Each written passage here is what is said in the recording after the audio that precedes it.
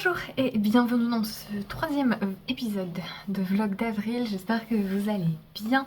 Merci beaucoup de me retrouver pour ce petit vlog loisirs créatifs, quotidien, coulisses de designer tricot, etc. etc. On est lundi, début d'après-midi. Hier on a passé toute la journée à Gruissan, mais je vous ai mis... Enfin, j'ai pas encore édité les vidéos, donc je ne sais pas s'il y a des trucs potables. Mais si c'est le cas, je vous aurais mis un petit montage avant. C'était très chouette, bonne petite coupure. J'ai un peu regretté de ne pas avoir pris mon maillot de bain en fait, parce que je me serais carrément baignée. Moi j'aime bien quand l'eau est fraîche, hein, c'est pas... Je déteste quand elle est trop chaude. Je sais pas, je suis pas un sachet de thé. Et là c'était carrément hyper agréable, donc je me serais bien baignée, mais c'est pas grave, ce n'est que partie remise. Et aujourd'hui j'ai lancé du coup le test du t-shirt texturé Izunoe sur lequel je travaillais pendant les deux vlogs précédents. Donc j'ai tiré au sort mes testeurs puisque j'avais beaucoup trop de candidats sur les tailles 2, 4 et 5. Donc j'ai aussi essayé de répartir correctement parce que j'ai remarqué qu'il y avait beaucoup d'entre vous qui avaient postulé systématiquement en fait à tous mes appels ces derniers mois. Donc j'ai essayé de repêcher des gens que le hasard n'a pas l'air de beaucoup aimer. Mais donc je me suis occupée de ce tirage au sort. J'ai envoyé le patron aux testeurs sélectionnés. J'ai envoyé un mail aux testeurs non sélectionnés pour les prévenir. Depuis quelques mois maintenant, je propose ensuite à ces testeurs-là une réduction spéciale. Enfin, c'est non-testeurs du coup. Une réduction spéciale puisque s'ils sont intéressés pour tester, je pense qu'ils sont intéressés pour le patron. Donc je leur enverrai un code promo au moment de la sortie et je les préviens juste qu'ils n'ont pas été pris. Et donc voilà, pour l'instant, on commence à discuter des choix de fil. Donc je garde un œil généralement assez actif la journée de lancement du test pour aider au choix de fil, donner des avis si on me pose des questions. Voilà, donc la première journée de test, j'ai toujours un peu de mal à faire autre chose que à gérer les testeurs et à répondre aux gens, mais voilà. Je suis désolée, mais du coup j'ai beaucoup de messages en fait, donc je suis en même temps. Et voilà, alors je redis, j'ai envie de refaire un point très clair, que si vous voulez être sur ma liste d'appels au test, il vous faut juste m'envoyer votre adresse email. Vous pouvez me contacter de plein de façons différentes. J'essaie d'être très disponible parce que je déteste les barrières technologiques, ça m'agace beaucoup quand on a des processus qui sont un peu difficiles pour les gens, donc j'essaie de vraiment faire au plus simple. Et je vous demande juste de m'envoyer votre adresse mail. Vous pouvez me contacter sur Instagram, sur Ravelry, par mail directement. Vous trouvez mon mail via Instagram ou sur le formulaire de contact de ma boutique Payhip. Mais sinon, c'est mon nom, borrego.audrey, et c'est gmail.com. Mota était évidemment outré hier parce que, en fait, il a mangé aux mêmes horaires que d'habitude. Il a eu son câlin et sa séquence de jeu aux mêmes horaires que d'habitude. Tout pareil. Mais juste on n'était pas là pendant 8 heures et donc c'est un scandale en fait. Allez, viens dire bonjour, hein. Plutôt que de bouder toute la journée. Voilà. Après, maman elle travaille. Hein. Donc, je sais pas pourquoi je suis illuminée, voilà.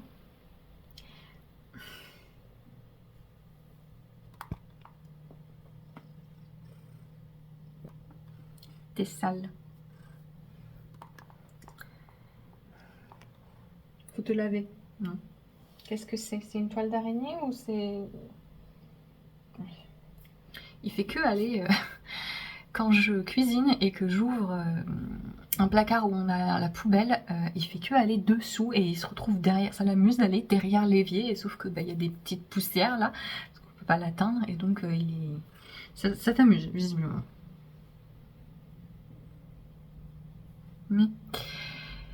Donc Oui, il faut m'envoyer votre adresse mail. Il faut me contacter. Si vous mettez un commentaire sur YouTube, en fait, je peux pas vous trouver. C'est comme si vous veniez me voir dans la rue et que vous me disiez salut, je veux tester pour toi, et que vous partiez en courant. Je peux pas vous contacter sur YouTube. Et je peux pas faire le lien entre votre pseudo YouTube si vous en avez un, parce que parfois vous n'avez pas de pseudo, vous avez juste un numéro aléatoire, votre mail, votre pseudo Instagram de machin de bidule. Aidez-moi à vous aider. Et donc voilà, peut-être partie du principe que je reçois des centaines de messages par semaine, et donc voilà, quand je vous demande de faire d'une certaine façon, c'est pour une raison, c'est parce que sinon c'est pas gérable en fait. Donc vous pouvez juste m'envoyer votre adresse mail, je vous ajoute à la liste.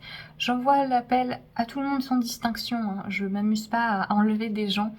Je vois parfois des gens qui paniquent et qui se montent un peu le bourrichon parce qu'ils pensent que je les ai enlevés de la liste. J'ai autre chose à faire en fait, donc je vous traque pas parce que vous m'avez pas répondu à un moment ou parce que vous n'avez pas fini un test. On se détend, ce n'est que du tricot, je ne suis personne, voilà, vous n'avez pas à gagner ma faveur, donc vous ne me vexez pas, voilà, je ne vous déteste pas si je ne vous prends pas en test, hein, comme je vous le dis, c'est du tirage au sort. Mais si vous pensez devoir recevoir les appels et que vous n'avez pas reçu, alors j'ai pas eu de message d'erreur parce que parfois évidemment j'écris mal les adresses mail, ça m'arrive bien sûr, mais quand c'est le cas je reçois des messages d'erreur parce que les mails ne sont pas remis à leur destinataire, et là j'en ai pas eu. Donc si vous pensiez devoir recevoir l'appel au test que j'ai envoyé, dont je vous ai parlé dans le vlog précédent, et que ça n'a pas été le cas, c'est qu'il y a un problème de réception de votre part.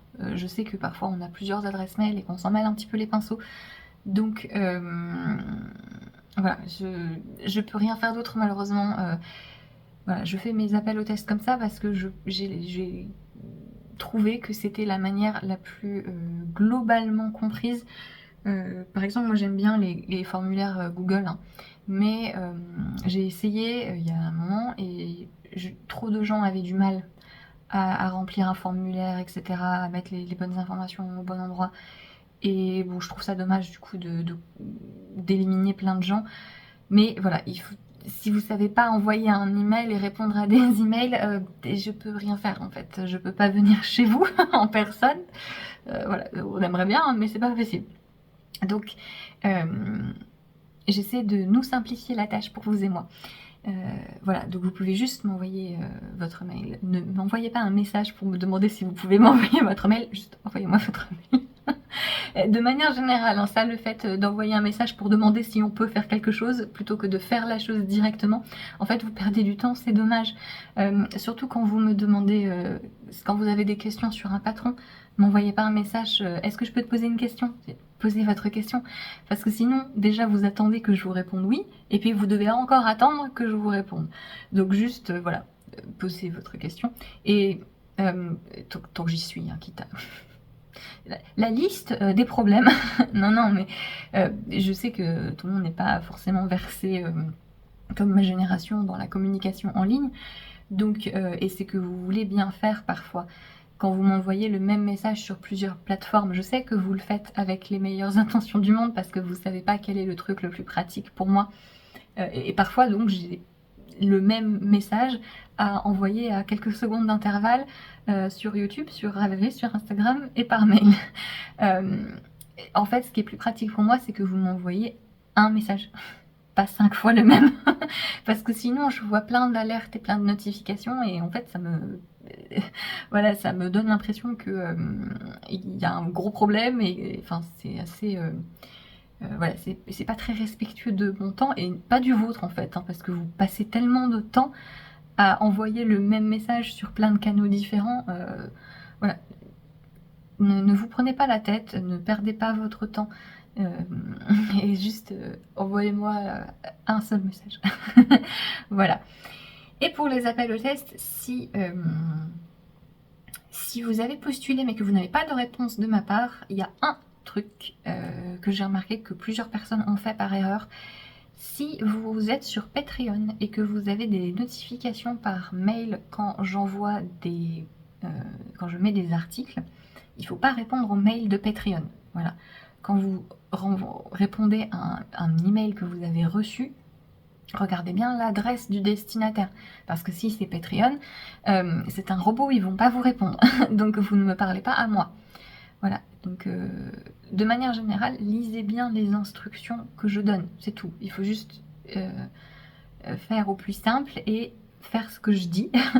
Et donc sur Patreon, je vous demande de répondre en commentaire sous l'article Patreon pour ça. En fait, comme ça, vous ne perdez pas. Donc voilà, c'est le cas de figure où si vous avez postulé mais que vous n'avez pas eu de nouvelles, c'est ça le problème. C'est pas que je vous snob. Voilà, je reçois parfois des messages plus ou moins agréables de gens qui pensent que je les ai virés de mes listes. Non. Si je vous vire de mes listes de testeurs, vous êtes au courant. J'ai une liste de gens, 5 ou 6 personnes qui savent très bien pourquoi, parce que c'était des personnes malhonnêtes qui se sont amusées à distribuer le patron à droite à gauche, ou juste des personnes fort désagréables. Donc elles le savent, je leur ai dit que c'était pas terrible et que du coup je les enlevais de mes listes de tests. Mais si je vous ai rien dit, voilà. Je pars du principe que vous êtes des adultes. Donc je vais pas vous enlever de ma liste de tests parce que j'ai décidé que j'aimais pas votre tête. Enfin c'est absurde. J'ai vraiment pas le temps de savoir qui vous êtes, de faire le lien avec des messages auxquels vous n'auriez pas répondu ou autre. Enfin voilà. Et je le dis plusieurs fois, mais faire un test de tricot, ce n'est pas un travail, vous n'avez pas à le considérer comme tel. Donc, si vous ne terminez pas un test, je ne vais pas vous en tenir rigueur si vous me prévenez. Voilà. Parfois, j'ai des messages de gens qui me disent « Ah, mais tu me prends plus en test parce que c'est parce que j'ai pas fini à un moment. » Non, non, je tire au hasard, vraiment. Et si j'ai un problème avec vous, je vous l'ai dit. Voilà. Donc, ne vous prenez pas la tête, vraiment. Tranquille. Hein, tranquille comme Mota. Attendez parce que c'est périlleux. Voilà, pardon, excuse-moi, regarde, mais oui, mais en fait, voilà. Le problème, c'était que j'avais enlevé cette main-là et du coup, il glissait petit à petit, ce qui est un scandale. Je vais vous parler comme ça, puisque de toute façon, il n'y a que ça qui vous intéresse. Voilà, donc le test est lancé, je garde un œil sur la discussion pour... Je garde un œil sur la discussion pour conseiller sur les fils à choisir. Et ensuite, je vais continuer mon yoke en jacquard. Je pense le terminer aujourd'hui. Attends, regarde. Hop. Il faut que je montre des trucs aux gens, Mota. Je pense le terminer aujourd'hui. Il me reste une vingtaine de rangs à faire. Ah, et je voulais vous montrer aussi mon... Non, je voulais vous montrer, mais tu vas pas rester là de toute façon, donc je vois pas pourquoi tu rates. Je voulais vous montrer mon pull au spray parce que je me suis rendu compte d'un truc et je trouve ça très intéressant. Donc à la fin du dernier vlog, je vous ai montré mon pull au spray qui est un modèle de Jacqueline Sislak, un raglan col V tout en demi-brioche que je tricote dans un très joli coloris de la forêt, non, c'est l'inverse, de la pelote vagabonde qui est forêt noire. Et dans le dernier vlog, je vous avais montré que j'avais commencé ma deuxième manche et que j'avais une démarcation, que c'était beaucoup plus foncé en fait sur cette manche. Alors que sur ma première manche, j'avais pas spécialement de différence et je faisais exactement la même chose, c'est-à-dire j'alternais les deux mêmes écheveaux sur les deux manches. Donc, en fait, soit j'alterne différemment, soit il y a dans les chevaux, il y a une zone qui est plus foncée. Je pense que c'est un peu le cas, mais pas au point que ça soit si différent, parce que, encore une fois, j'alternais les deux mêmes pelotes sur les deux manches. Et en fait, en regardant, je me suis dit, mais c'est à cause de la brioche. Parce que quand on tricote de la brioche, un rang sur deux, les mailles que vous voyez ici qui sont en surface, qui sont le plus visibles, les mailles brioche endroit là, elles sont tricotées que un rang sur deux, parce que un rang on les glisse et un rang on les tricote.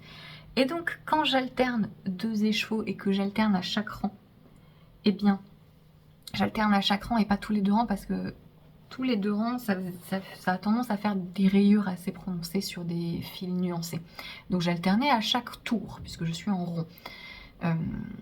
Et donc je me suis dit mais en fait j'alterne pas pareil.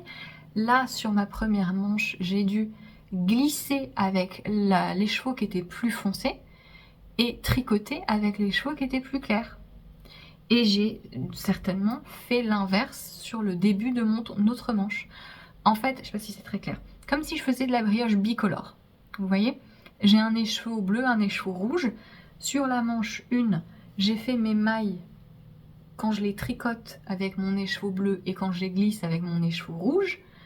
Et là, j'ai dû faire l'inverse. Et donc en fait, c'était mon écheveau le plus foncé qui se voyait en surface, plutôt que d'être en retrait, comme c'était le cas sur l'autre manche. Et quand j'ai pensé à ça, je me suis dit, mais du coup j'ai envie de vérifier. J'avais très envie de vérifier si effectivement, en faisant bien attention à alterner de la même façon exactement que sur la première manche, donc en glissant le fil avec mon écheveau foncé et en tricotant la maille avec mon écheveau le plus clair, est-ce que la démarcation s'atténuait? Et donc effectivement c'est le cas, on voit que globalement ça part un peu vers le foncé, donc ça c'est des variations d'écheveau main, mais c'est quand même beaucoup plus proche de l'autre manche. Et j'ai plus la grosse ligne noire en fait, elle est là. Si j'étire, vous voyez un peu que j'ai une zone qu'on voit sur mes mailles en vert, puisque les mailles en vert, elles, sont tricotées tout le temps. Et on voit, vous voyez cette zone plus foncée là? Et en fait, le fait que ce soit pas sur les mailles brioche endroit, et ben c'est moins prononcé comme virement vers le plus foncé. Voilà, et ça reste des variations normales. Vous voyez, là c'est plus foncé, là c'est plus clair, là c'est un peu plus foncé, là j'ai une rayure plus claire.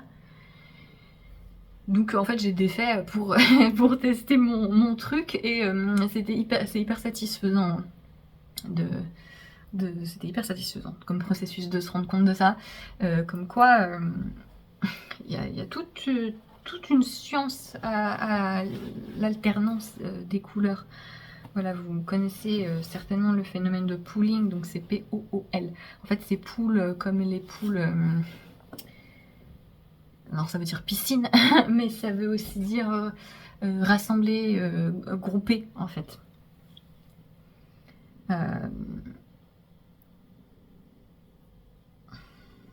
T'es tout sale. Vraiment, c'est. Hein, faut se laver, monsieur. Il se lave, hein, c'est juste qu'il se lave, il se lave le soir sur le canapé sur Marius. Voilà, c'est son petit rituel. Je dis ça parce qu'un chat qui se lave pas, généralement il est malade. Hein. Mais non, il n'est pas malade, juste ça. Qu'est-ce que je suis en train de dire? Voilà, donc le pooling, quand vous tricotez un écheveau qui a des variations ou des speckles, c'est cet effet où si vous avez un écheveau blanc avec des zones oranges, et ben toutes les zones oranges elles vont un peu se retrouver au même endroit. Ça va faire des formes particulières. Ça dépend de la surface que vous tricotez en fait, donc du nombre de mailles, de votre échantillon, etc. Ça va faire que ça se rassemble, ça pool together ensemble ou pas. Mais aussi quand on fait il faut penser parfois à la technique qu'on utilise, parce que quand on fait du jacquard ou des mailles glissées, comme la brioche c'est des mailles glissées, eh bien on ne tricote pas tout le temps le fil, il y a une partie du fil qui passe derrière. Et donc ça aussi, ça engendre une nouvelle répartition des nuances dans un écheveau et de couleurs. C'est pour ça d'ailleurs que c'est amusant de faire du jacquard avec des fils variés, parce qu'on ne sait jamais... Voilà, là j'ai une zone qui était plus rose lilas, là c'est plus bleu. Attendez, j'avais remarqué que j'avais une fleur, voilà, j'avais une fleur avec beaucoup de rose. C'est ça qui est amusant. Voilà, donc j'avais pas du tout pensé que à faire attention en fait à quel fil j'utilisais pour tricoter ma maille brioche. Donc voilà, ce petit aparté amusant technique. Monsieur, il va falloir aller sur votre lit. Si, non mais si, c'est pas la peine de clip ta queue là, je sais que hein, t'es pas content, mais c'est comme ça.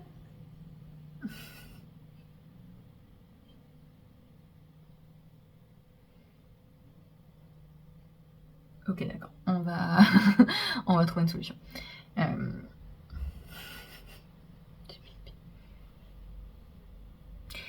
Donc, je vais continuer mon petit jacquard.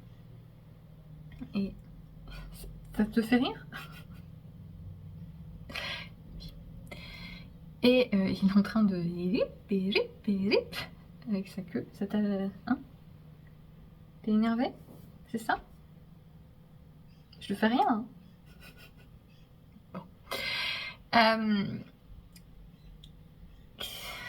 Il me perturbe parce qu'en fait il essaie de m'agripper la main. Il aime bien enrouler sa queue autour de mon bras, des doigts, etc.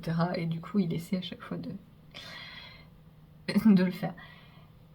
Je vais continuer mon jacquard et vous montrer ça. Ah, il faut aussi que je trouve une nouvelle lecture. Je sais pas trop mon humeur, donc ça va être un petit peu compliqué. Je vais peut-être commencer à lire plusieurs trucs avant de trouver ce qui m'agrippe. J'ai bien envie d'essayer de lire La Tour de Garde, donc qui est un cycle de fantasy francophone, écrite à 4 mains. Mais je sais pas si c'est ce qu'il me faut en ce moment, et c'est un truc dont j'ai entendu énormément de bien, donc je veux le lire quand je suis de la bonne humeur, parce que parfois on lit des livres et on sent que si j'avais lu ça hier ou demain, ça aurait été beaucoup mieux. Et donc j'ai pas envie de faire cet affront-là au livre. Regarde les pieds. Regarde. Non. Regarde. Ah, voilà, il y a conflit. Ça se regarde mal. Donc je sais pas si ça va être vraiment le bon choix en ce moment. Mais je vous en parle plus tard.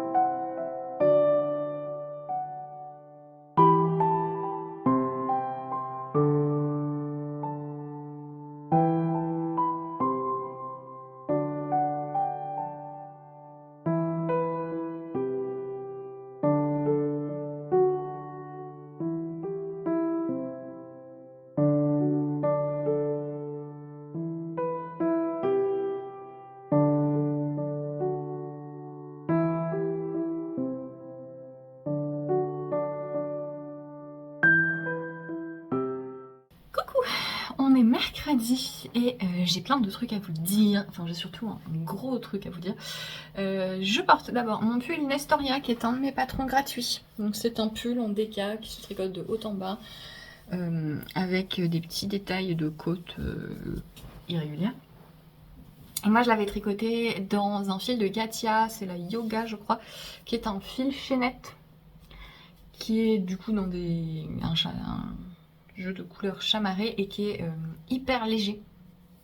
Et je trouve très agréable à porter. Et voilà, coupe simple, voilà.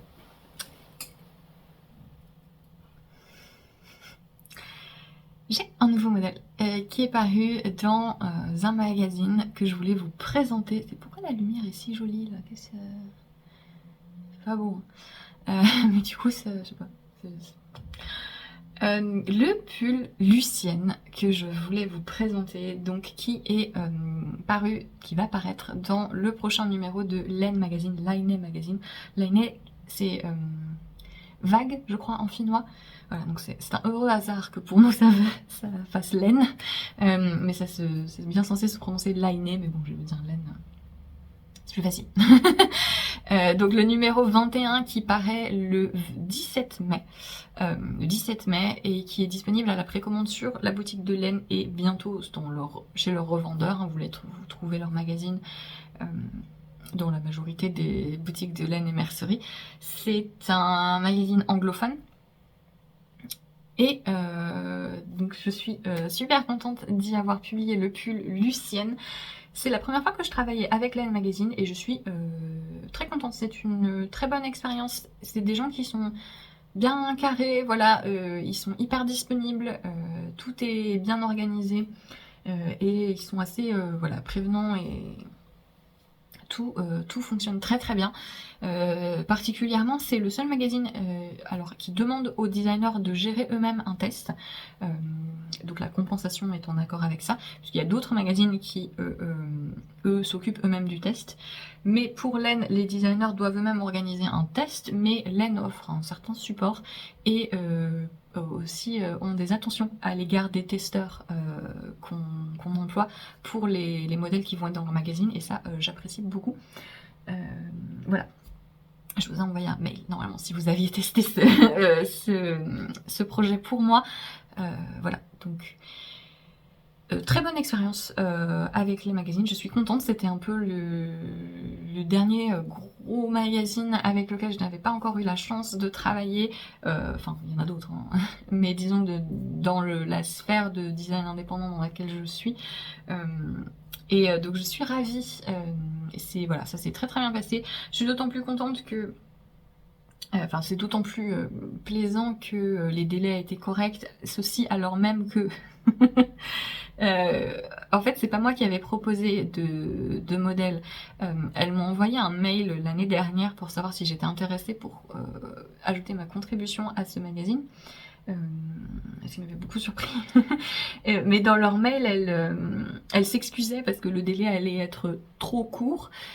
Parce qu'en fait, il fallait que, comme c'est un numéro d'été et qu'elles prennent les photos en Finlande, ben, c'est la période pour prendre des photos dans une ambiance estivale est un petit peu restreinte. Mais en fait, le délai qui pour elles était trop court était le délai classique chez d'autres parutions. Donc voilà, elles sont quand même, et ça fait vraiment plaisir. elles prennent soin, enfin elles ont pris soin de moi en tout cas. Et donc je suis ravie. Lucienne, c'est donc un raglan, c'est un petit pull en raglan. Alors vous pouvez faire manche 3/4, manche long, vous pouvez allonger le corps, ça va être vraiment très simple puisqu'il se tricote de haut en bas. Et vous commencez à plat pour former, j'ai pas mal de choses à vous dire sur l'encolure. On va former l'encolure d'abord à plat en faisant des augmentations, puis on rejoint en rond, on tricote le raglan, on met les manches en attente, on tricote le corps, et ensuite on reprend les manches qu'on tricote comme on veut. La particularité, c'est que vous avez un panneau de dentelle, un large panneau de dentelle sur les raglans et qui continue sur les côtés du corps. Je vais vous montrer puisque j'ai l'échantillon que j'avais proposé au magazine. C'est la dentelle du panneau central, enfin c'est la dentelle centrale de la bordure de mon châle Letty. Donc c'est un petit jeu de triangle fait avec du point mousse, des cotorses et des mailles enroulées ici. C'est une dentelle qui est relativement simple. Si vous avez jamais fait de mailles enroulées, moi j'ai un tutoriel vidéo, mais dans le magazine, voilà, il a pas de lien. Si vous envoyez-moi un message, je vous envoie le tutoriel pour vous montrer comment je fais des mailles enroulées. C'est une manipulation qui, voilà, une fois qu'on a compris, on a compris. C'est rien de compliqué à faire. On enroule les mailles en fait. Et voilà, donc les panneaux ensuite continuent sur les côtés du corps, après qu'on ait séparé le corps et les manches. Et donc c'est un petit pull qui se tricote en fingering à sport. On a utilisé la Candide de Dererum Natura, qui est une version de leur fil Ulysse, sauf que en plus du Merino Garnet, vous avez 30% de coton recyclé. C'est un fil, c'est la deuxième fois que je tricote ce fil, d'ailleurs je l'avais tricoté pour un autre projet de magazine dont on va reparler bientôt. C'est un fil que moi je trouve très intéressant parce que il a un toucher vraiment plus frais, plus léger. Alors ça reste un fil qui est laineux, qui est gonflant, qui a ce côté moelleux, donc projet de printemps, projet d'hiver si vous habitez dans un endroit où il fait chaud. Et ce que je trouve intéressant, c'est que par rapport à la Ulysse, la définition est plus nette. Il y a un côté plus lisse, moins flouté des points avec ce fil. Et en plus, vous avez le coton qui fait que c'est un peu plus léger si vous voulez des pulls moins chauds. Donc voilà, c'est un fil qui est intéressant. Je regrette un peu que la palette de couleurs soit pas plus... Enfin, c'est très pastel. Mais voilà, j'aime bien le fil. Vous avez la... Peut-être qu'à l'avenir... Enfin, c'est peut-être pénible avec le coton, hein, je le sais. Hein. Que le coton, ça prend pas la teinture pareil, donc ça doit être assez agaçant. J'avais utilisé la version plus épaisse aussi, la Robinson, qui est plus le fil DK Worsted, pour une version de mon gilet Maika. Donc voilà, c'est un mélange de fils que j'aime bien et que je trouve se prête bien à des petits pulls de mi-saison comme ça. Le petit point que je veux vous conseiller si vous souhaitez tricoter le modèle, c'est prenez un fil bien souple. Voilà, vous pouvez le faire avec du mérino, avec de la laine, etc. Mais il faut que ce soit fluide parce qu'il faut que vous ayez un certain tombé, notamment au niveau de l'encolure. Donc ce que je voulais pour le modèle, c'est que la dentelle commence dès le début. Donc la formation de l'encolure est un petit peu particulière. C'est une encolure bateau avec un très léger V devant. Et donc vous avez des augmentations très rapides ici. Si vous utilisez un fil qui est un peu trop rebondi, ou si vous tricotez serré et que vous avez souvent des problèmes avec vos bordures, que quand vous relevez les mailles, vous galérez à planter votre aiguille, etc. Voilà, ça va être compliqué, parce qu'il faut de la souplesse à cet endroit-là. Si vous ne le sentez pas, ou que de base vous voulez utiliser un fil qui n'a pas trop de drapé, vous pouvez faire une alternative. Vous verrez dans le patron que on commence à plat et au bout d'un moment on rejoint en rond. Donc ce que vous pouvez faire, c'est monter directement le nombre de mailles qu'il y a indiqué après avoir rejoint en rond. Vous montez de base ça et vous tricotez quelques centimètres de côte en faisant des rangs raccourcis un petit peu pour surélever la nuque. Voilà, vous faites des rangs raccourcis. Quand on fait des rangs raccourcis sur un col, on fait des rangs raccourcis sur les 2/3 en gros de la nuque. Voilà, en gros vous allez là. Voilà, vous faites des rangs raccourcis, vous faites nique, comme ça, et vous laissez à peu près un tiers libre, ou entre un quart et un tiers libre là. Voilà. Pour surélever derrière. Donc vous tricotez des côtes comme ça avec des rangs raccourcis ou pas, hein. C'est une encolure qui est assez dégagée, donc si vous faites pas de rangs raccourcis, ça peut passer, mais elle risque de faire très bateau pour le coup et d'être comme ça. Voilà. Et une fois que c'est fait, vous suivez le patron à partir du moment où les instructions ont été rejointes en rond. Et c'est bon. C'est une alternative que j'inclurai dans le patron quand il sortira individuellement, puisque oui, le magazine est anglophone et le patron sortira bien en français quand je le republierai moi-même individuellement. Ce sera pas tout de suite parce qu'en fait, je récupère les droits en novembre. fin octobre ou novembre. Donc c'est pas pertinent que, que je prenne le temps sur mon planning d'hiver pour sortir ce projet-là à ce moment-là. Donc je me suis notée au plus tôt possible. Je crois que je me suis mis mars. Qu'est-ce que j'ai mis? Je vais y arriver. Oui, mars 2025. Je le sortirai et j'inclurai cette encolure alternative. Si vous avez besoin que je vous écrive, là si vous voulez tricoter le projet tel quel et que vous voulez que je vous écrive ce que je viens de vous expliquer de manière complètement floue, n'hésitez pas à me demander. Hein. Voilà. Mais sinon, vous pouvez voir les versions de test. Je remercie énormément les testeuses qui ont été au taquet pour mettre leur projet sur Ravelry alors que ça faisait 1 an qu'on attendait. Voilà, je sais que c'est frustrant de tester des projets de magazine parce que ça doit être secret. Et pour les personnes qui veulent montrer leur projet sur les réseaux et tout ça, c'est un peu Mais c'est mieux pour vous et pour moi quand il y a un long délai de fabrication quand même. Mais voilà, c'est un peu le double tranchant. Donc un grand merci d'avoir été si réactive et d'avoir mis vos projets sur Ravelry. Vous pouvez du coup voir leur version, voir les fils appropriés. Je conseille notamment tout ce qui est lin. Je pense que la Antigone de Derero Natura, ça peut être très intéressant parce que les versions que je trouve avec un très beau tombé, alors la Fonty moustache, quelqu'un l'a tricoté en Fonty moustache, j'aime énormément cette version. La moustache de Fonty, alors elle l'a tricotée en double parce que c'est un fil qui est très fin, il y a beaucoup de soie dedans, c'est un très joli fil, très fluide, voilà, je vous le conseille.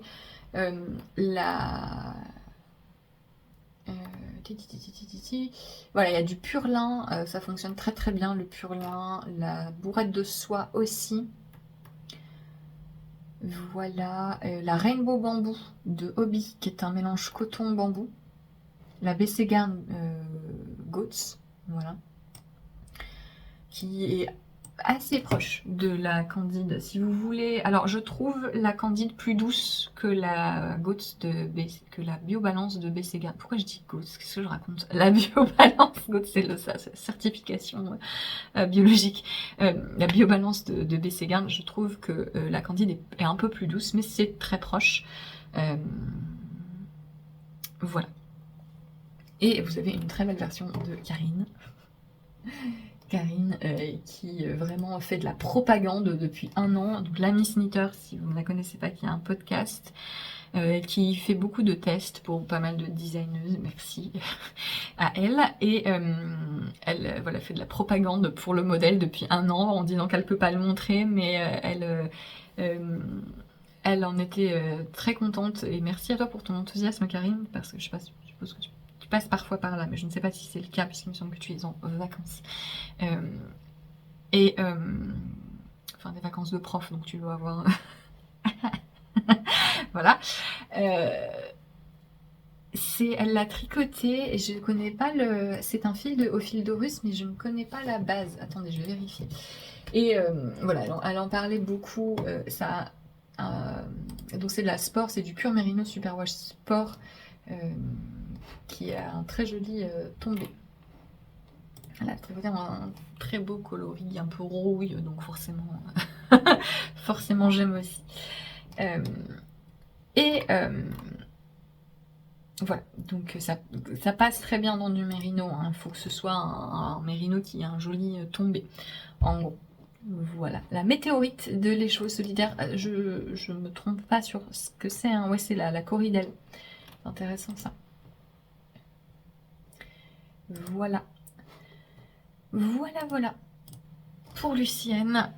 Et si vous pouvez lire les patrons en anglais et que vous êtes client de magazine, je vous conseille fortement de regarder tout est sur Ravelry et vous avez sur les réseaux de Laine aussi tous les patrons qui sont dans le magazine. C'est un chouette numéro, il y en a plein que j'aime beaucoup. Je vais vous parler de mes préférés. Un gros coup de cœur sur le Imatra de Fiona Alice. Fiona Alice qui est une créatrice que j'aime beaucoup de manière générale. Et là, j'ai vu le patron, j'ai acheté la laine. Voilà, j'ai commandé la laine chez Madeleine. Qui doivent me prendre pour une buse en plus, Madeleine, hein, parce que je fais que leur commander des trucs. Et et je ne suis pas capable de grouper mes trucs, mes envies. C'est un gilet color block, mais ce que je trouve hyper intelligent, c'est que c'est pas juste bloc de couleur, mais aussi bloc de texture. Donc c'est un gilet à épaules tombantes hyper souple avec un col V, des poches boutonnées, etc. Et donc c'est différentes couleurs placées différemment sur le projet, mais plutôt que de juste faire ok je fais une manche telle couleur, le devant telle couleur, il y a aussi les textures qui changent. Donc vous avez soit du jersey double,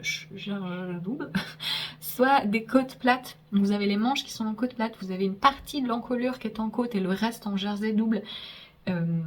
Les poches, vous avez le rabat en haut, alors je pense qu'il s'est replié au-dessus, le rabat de la poche. La bande d'encolure, elle s'arrête un peu haut. Alors je sais qu'il y a des gens que ça va énerver, mais moi j'aime bien cet effet de... Je trouve que ça ajoute une silhouette, enfin des coupes en fait intéressantes. Gros coup de cœur sur ce gilet, j'ai commandé la même laine, c'est la duo de Sandnesgarn, parce que ça fait un moment que je veux la retricoter.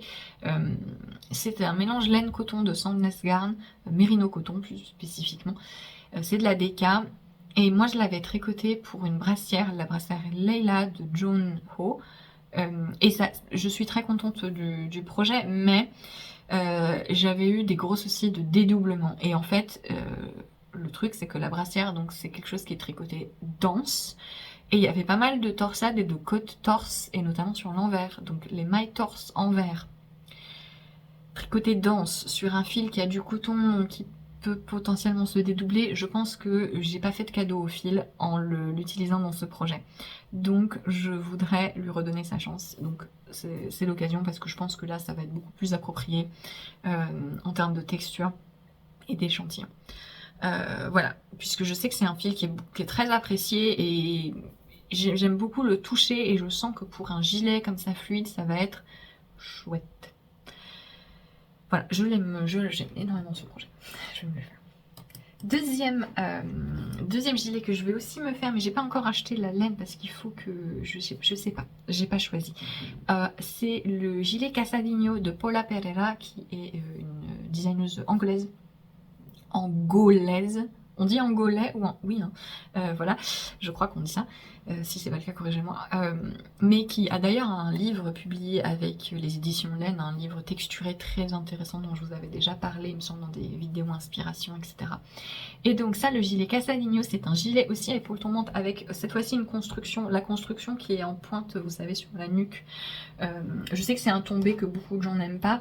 Moi, je trouve ça intéressant, notamment ici, qu'elle l'ait fait avec un fil soufflé, parce que du coup, ça a la légèreté et le tombé nécessaire pour cette construction. Elle l'a fait avec la Snefnog, je trouve ça trop drôle ce nom, de Camarose, qui est un fil, alors bulky, mais qui est en fait un fil soufflé, un mélange de coton, alpaga et mérino, oui. Comme la Dropser, comme la coton mérino de Katia, comme... je ne sais pas, il y en a peut-être d'autres. Et en fait, c'est un fil qui est soufflé, du coup c'est hyper léger. Il a la réputation d'être super doux. J'ai bien envie de tester ce fil, mais il faut que je vois les couleurs, parce que j'ai un peu une impression de Camarose qu'ils ont des couleurs très pastel et neutre, mais c'est peut-être faux. Faut que je vérifie. Je pense que c'est vendu chez Laine et Tricot. Je vais regarder. Une fois que j'ai fini de vous parler, je vais regarder. Ce que j'aime énormément, c'est qu'en fait, on dirait que c'est des côtes, mais c'est des mailles glissées. Enfin, c'est des côtes avec des mailles glissées. Et je trouve que ça donne un effet de tresse. En fait, vous avez les côtes plates comme ça, en tresse. Enfin, c'est super joli. Donc, il y a des poches aussi. La bande d'encolure est tricotée en côte 1-1. Je ne sais pas si on fait mumuse avec différents numéros d'aiguilles pour pouvoir tricoter la bande d'encolure de manière plus serrée. Il y a bien différents numéros d'aiguilles, donc bon, j'ai pas encore le magazine. Ça se tricote comment? De bas en haut, intéressant. Ah mais du coup comment... Je sais pas comment ils misent l'encolure. Si elle est bien tricotée en même temps, c'est pas écrit. C'est pas écrit. Et il y a des poches. Bref, je le trouve très très très joli. Je pense me le faire si je trouve une couleur qui me plaise, qui me plaît. Hop. Donc l'échantillon c'est de 20 mailles. Donc en fait, si vous prenez pas un fil soufflé, prenez de la DK. Prenez pas de la bulky. Voilà, c'est un peu le truc avec ce genre de fil, c'est que ça fausse vraiment le... Regardez en fait le métrage. Quand je regarde le métrage, il y a 110 mètres aux 50 grammes. Donc 220%, c'est de la DK. Voilà, mais c'est un fil qui se tricote comme de la bulky. Parce qu'il y a ce côté gonflant qui apporte plus de place, tout en gardant une légèreté. Mais si vous prenez des fils avec une structure plus traditionnelle, regardez plutôt l'échantillon, le métrage, le rapport métrage-poids du fil pour trouver votre alternative. Et là, des cas. Il y a quelques projets qui ont été faits.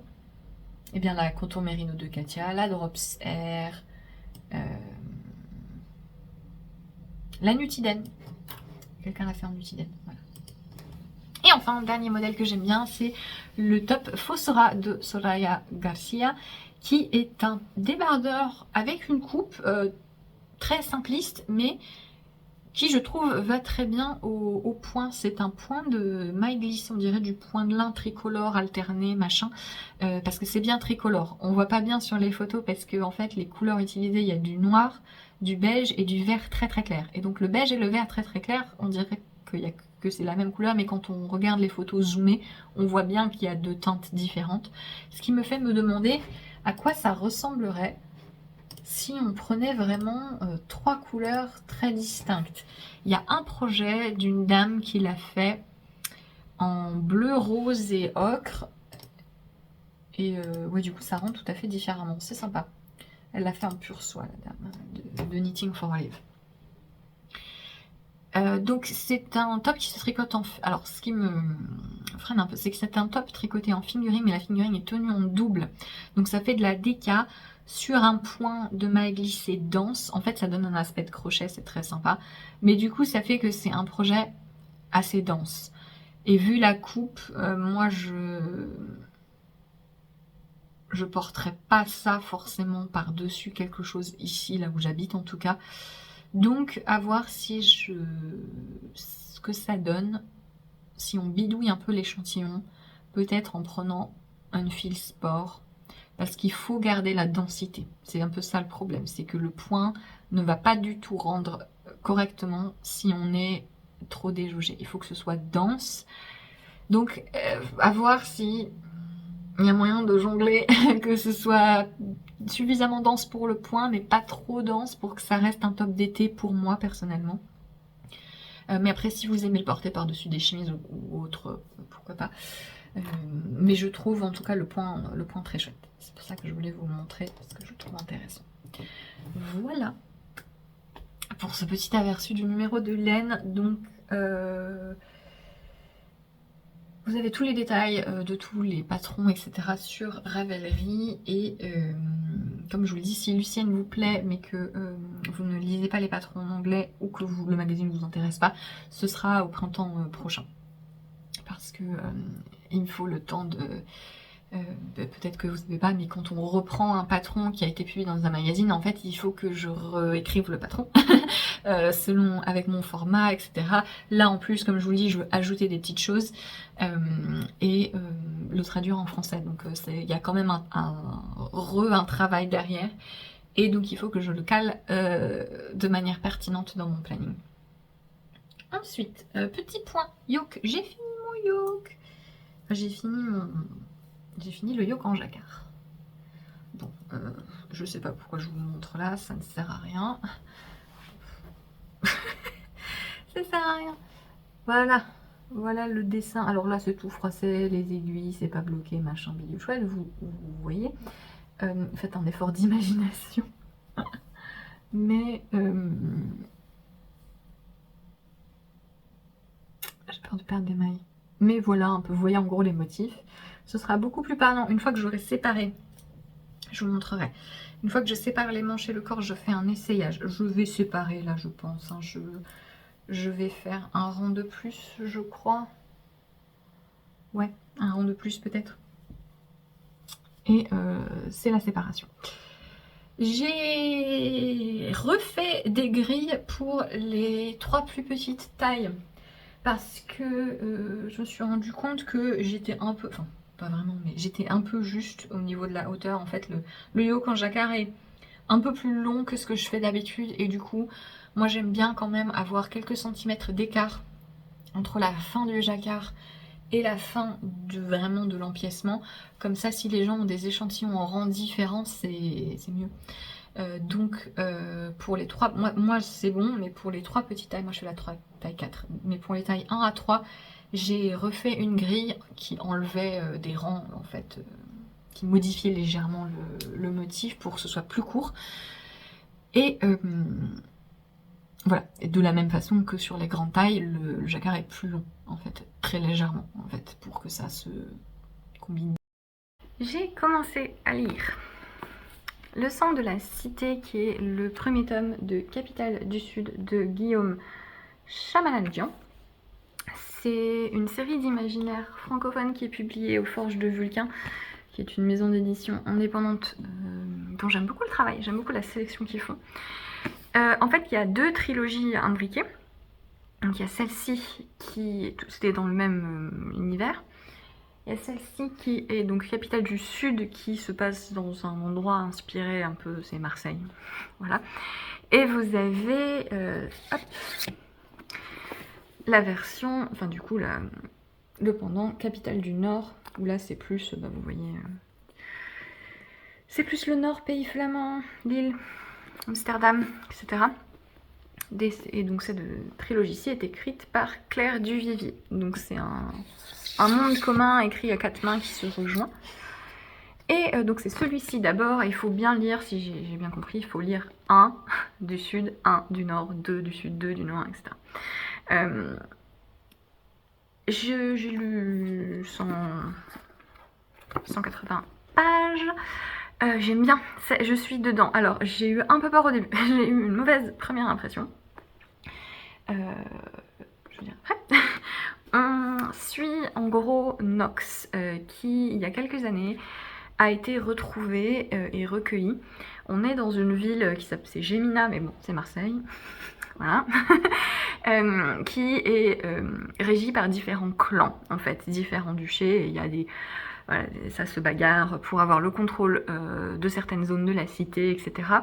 Et il y a quelques années, il y a eu une bataille, et un des ducs a attaqué et envahi le fief d'un autre, et au cours de cette bataille a trouvé dans un souterrain 2 enfants, Nox et sa sœur Daphné.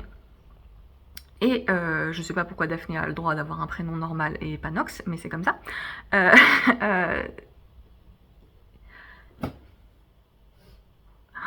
Je viens de comprendre un truc, c'est l'Olivier. Ah, je viens de moto, je pense, spoiler une révélation. Bref. Donc, Nox, quelques années après, est commis d'épicerie, donc il travaille. Alors en fait, il est un peu sous l'aile du duc qui l'a recueilli, et il est commis d'épicerie, donc c'est quelqu'un qui se balade beaucoup dans la ville et qui fait des livraisons, qui aide à acheter certains vins, certains mets, etc., et à les distribuer aux clients de son épicier, de l'épicerie où il travaille. Et à un moment, Nox va se retrouver embrigadé dans un problème à cause de sa sœur qui a frappé, violemment avec un couteau attaqué quelqu'un d'autre, l'héritière d'un autre duché, d'un duché un peu ennemi. Et Nox se retrouve embrigadé dans cette histoire et l'héritière finit par lui donner un livre qui est un petit peu bizarre. C'est un livre de poésie, mais c'est une poésie qui n'a pas de rime, ça ne correspond pas aux critères de poésie, de séquence, etc., littéraires tels qu'ils sont établis dans ce monde. C'est du rap, hein, voilà.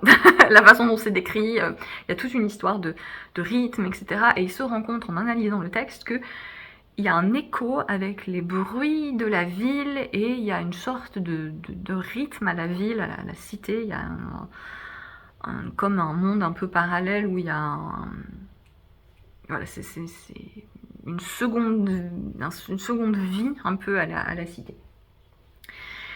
C'est l'imaginaire, mais pour l'instant, il y a un élément voilà, de magie qui est lié à ce livre. On est plus sur le développement des personnages, sur une ambiance du quotidien et l'aspect politique et complot et les projets qui sont mis en place de la part du duché, etc.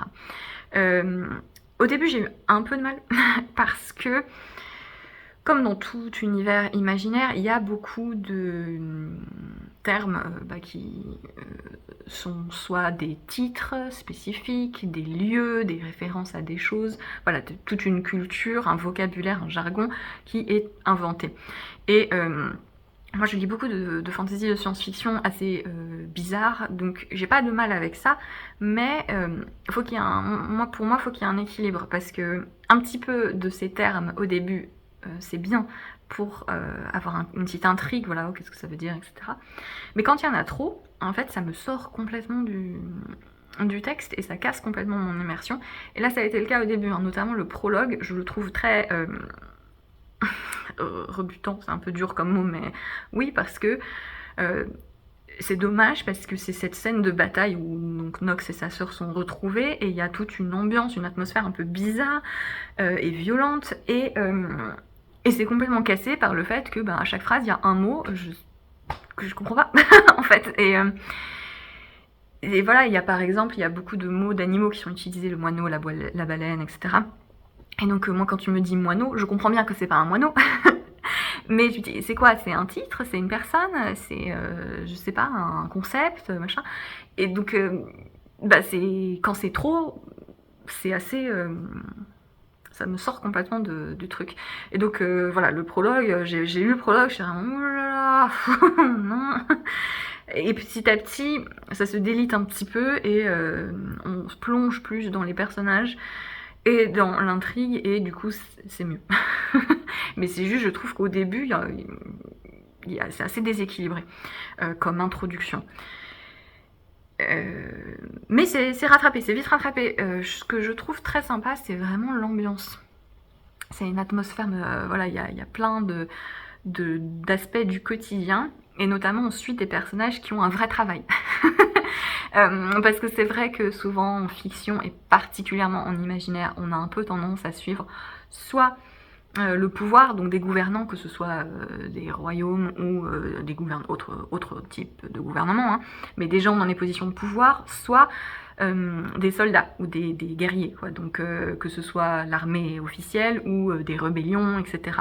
Voilà. Mais là, non, il y a des gens, ils ont un vrai travail. Donc voilà, il y a des gens, c'est des vignobles, des gens qui sont tuiliers, il y a quelqu'un on rencontre un atelier d'artiste qui fait des étiquettes pour les bouteilles de vin. Le personnage principal, il fait son travail à l'épicerie, et il y a des scènes où on le voit cuisiner par exemple pour préparer des petites choses pour ses clients. Et c'est vraiment bien. Alors je vous dis comme ça a l'air waouh, c'est palpitant. Mais en fait, c'est vraiment bien équilibré. Parce que c'est pour ça que le prologue est vraiment il y a l'impression que le prologue est écrit par quelqu'un de complètement différent, parce que le reste du livre, malgré ces scènes du quotidien simple, c'est pas du tout ennuyeux, parce que ça se lit très vite et surtout c'est court. Voilà, c'est pas souvent quand on a un univers qui est riche de descriptions et de petits éléments comme ça immersifs.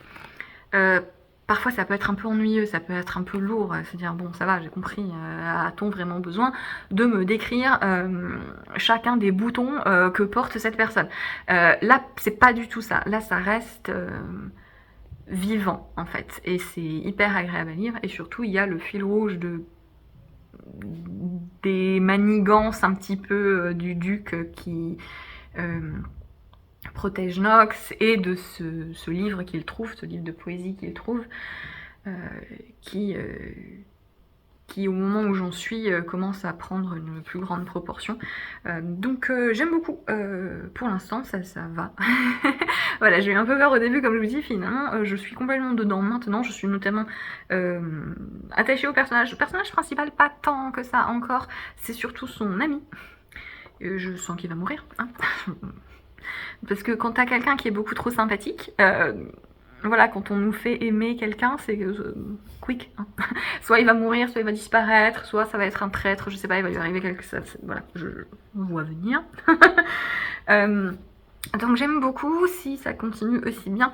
Je pense lire tout de suite après donc le premier tome de La Capitale du Nord. Oui, parce que j'ai acheté toute la série, parce que je suis ce genre de personne extrêmement intelligente qui achète plein de livres dans une même série avant d'avoir commencé. Comme ça, si ça me plaît pas, et ben, je suis bien dégoûtée. Non, mais comme je dis, c'est une maison d'édition que j'aime bien soutenir. Donc je pense lire tout de suite après La Capitale du Nord, parce que je suis bien curieuse de voir le changement d'ambiance. Parce que là, comme je vous dis, c'est très emprunt.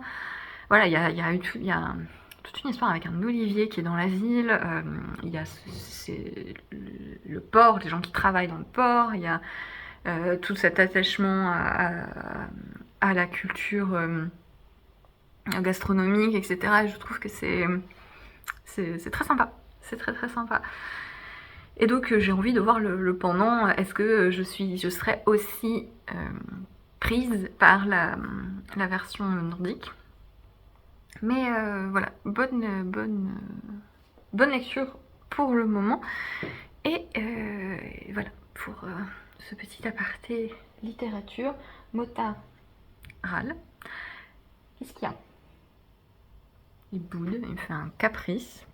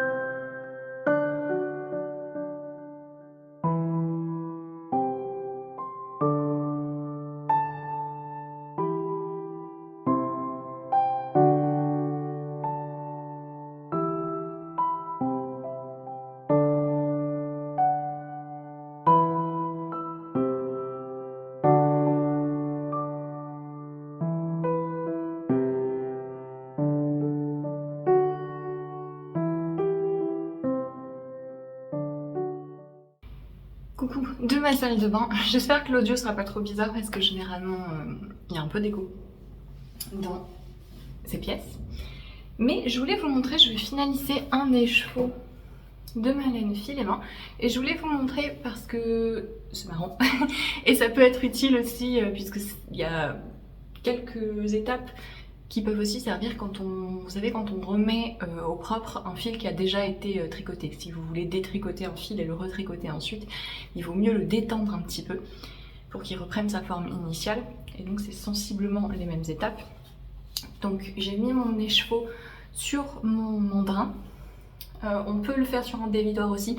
Je préfère le faire sur un mandrin parce que, pour deux choses, déjà c'est plus facile de compter le métrage que j'ai, puisque je sais que le tour du mandrin ça fait 1,80 m, et donc si je compte le nombre de fois où j'ai réussi à faire le tour, je sais exactement ça fois 1,80 m. Avec un dévidoir, il faudrait que je l'ouvre au maximum, et j'ai un dévidoir nul en plastique, alors l'espace quand il est ouvert au maximum est tout petit, et la laine serait tassée, donc c'est beaucoup moins précis. Et la deuxième chose, c'est que je laisse les chevaux sur le mandrin pendant au moins une journée, parce que le but c'est que la laine se détende un petit peu. Donc si, hop, si je vous montre les chevaux, là vous voyez il s'entortille sur lui-même.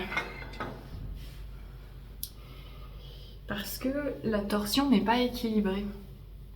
Il est... voilà, c'est pas bien détendu quoi. Si je vous montre les chevaux que j'ai fait il y a... Hop, il y a la semaine dernière, vous voyez lui, il tient comme un écheveau normal.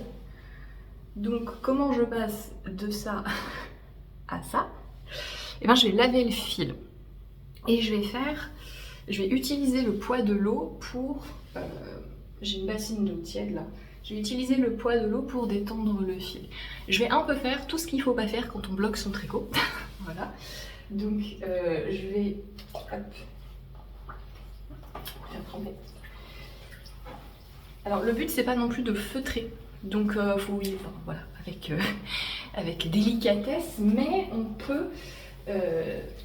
par exemple, là j'étire le fil avec le poids de l'eau en le soulevant comme ça. Et je vais faire ça quelques fois en prenant les chevaux à différents endroits. En laissant un petit peu le poids de l'eau détendre le fil.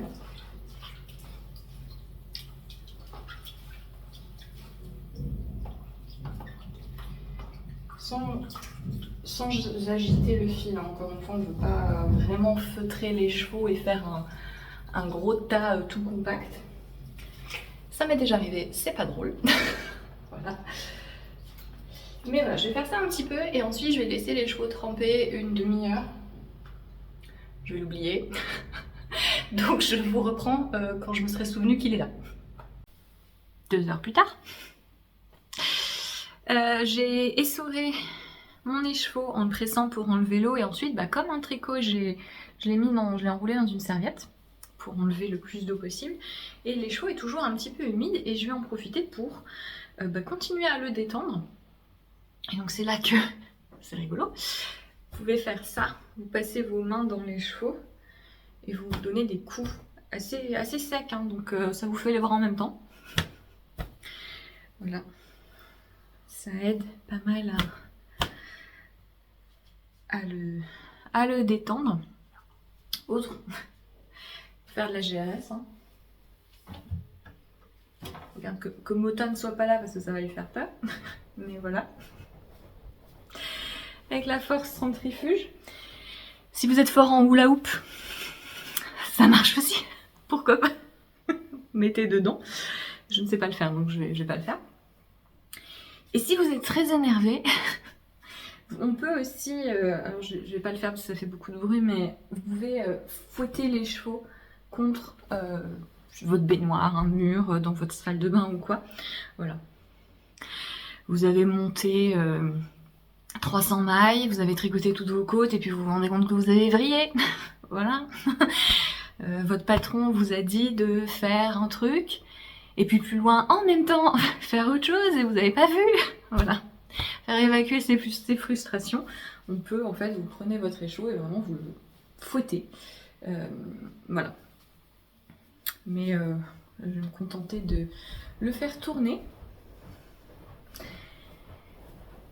Mine de rien, c'est physique, le filage. Bref.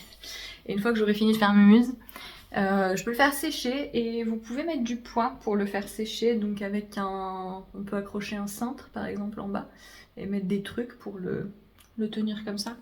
Moi je vais pas le faire parce que je vais le mettre dehors au soleil pour qu'il sèche un peu plus et j'aurai un fil.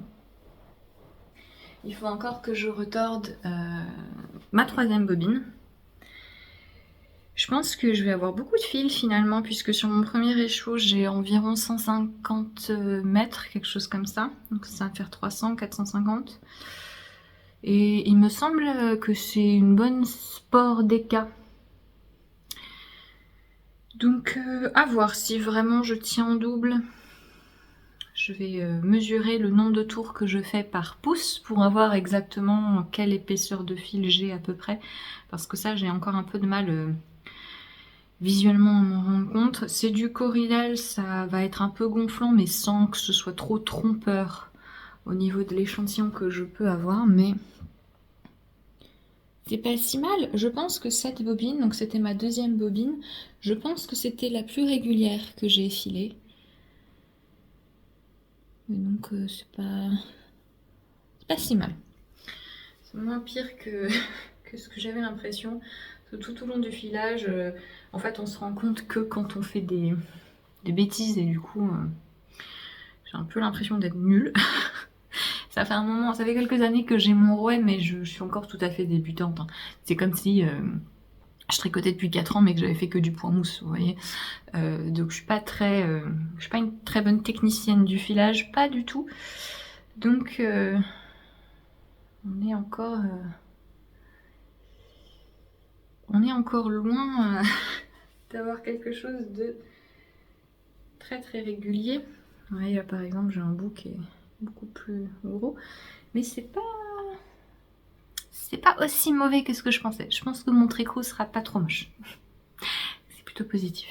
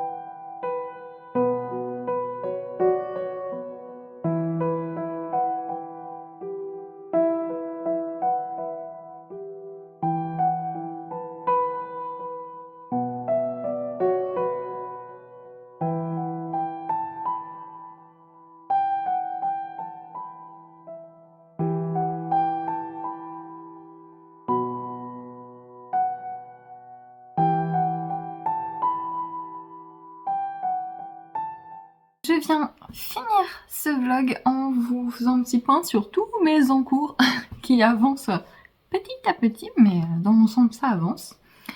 Je porte d'abord mon gilet Nynaeve qui est un de mes modèles. C'est un gilet ouvert qui se tricote du haut vers le bas en point de blé et avec un panneau texturé. C'est le tricot que je porte le plus, hein, c'est clair. Déjà parce que c'est la forme de gilet que je préfère, c'est hyper confortable, hyper facile pour moi de le mettre sur différentes tenues. Je l'avais tricoté en Orion Deka de By Night, teint naturellement au nerf brun. Mais de mémoire c'était une teinture ratée. Donc c'est pas exactement les mêmes teintes que ce qu'elle obtient habituellement au nerf brun. Mais je le chiquais à chaque fois pour choisir les teintures naturelles qui ne sont pas celles obtenues de base.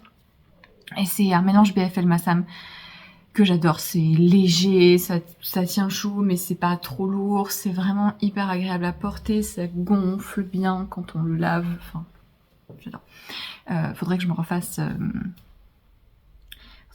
davantage de gilets dans ce fil.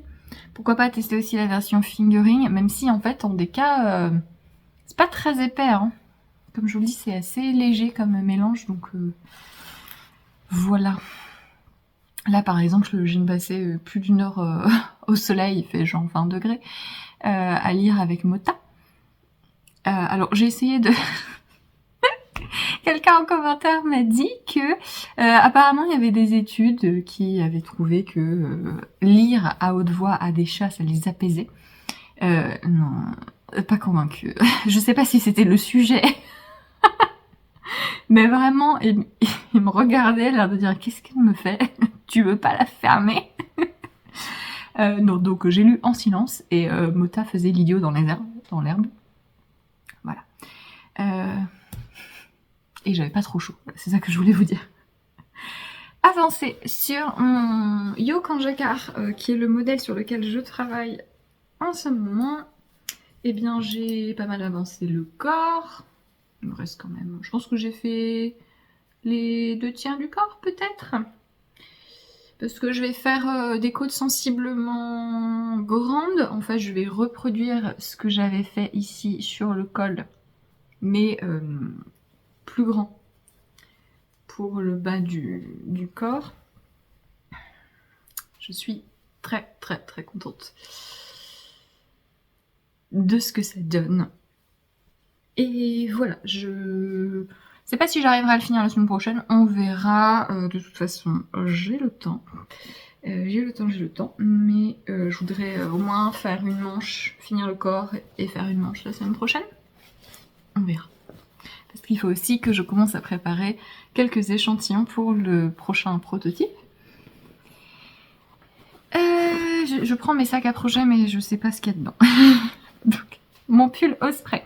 J'ai fini ma deuxième manche. Voilà. Il a 2 manches. Et donc j'attends, je le tricote en duo avec une amie, j'attends qu'elle me rejoigne avant bien, de le reprendre, de faire le corps. Il me reste... J'ai fini la manche avec ça, de mon tout premier écheveau. Donc il me reste juste ces deux-là à alterner sur le corps. J'ai aussi refait l'encolure. Enfin, j'ai refait le rabat de l'encolure. J'ai rabattu de manière pas du tout souple.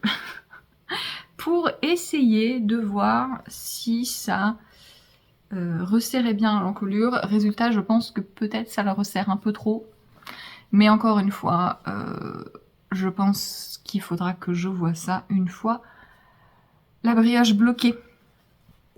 Donc voilà, ça avance pas mal, ça devrait être terminé. Je pense que ce sera mon... Ah, je sais pas. Parce que... J'allais dire, je pense que ce sera le premier en cours personnel que je vais finir là, de ceux que j'ai en cours, mais non, parce qu'il y a ça. Le pull Big Rib de Jessie Made, j'ai juste fait le col, je voulais vous montrer. Voilà, j'ai fait le col. J'ai fait le col pour que ça ressemble à quelque chose. Et alors il a l'air un peu plomp, mais j'ai essayé et forcément sur moi les côtes se mettent bien comme ça. Et ça tombe plutôt bien pour l'instant. Je vais faire les manches, je pense.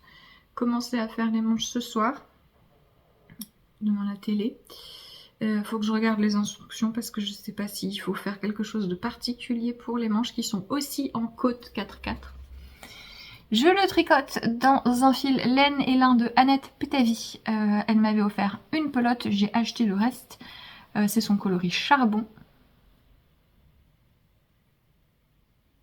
J'ai vraiment hâte de le bloquer parce qu'il va prendre une jolie ampleur et ça va être vraiment un pull souple, je pense. Je croise les doigts pour que au niveau de la taille des manches, etc., ça se passe tout aussi bien.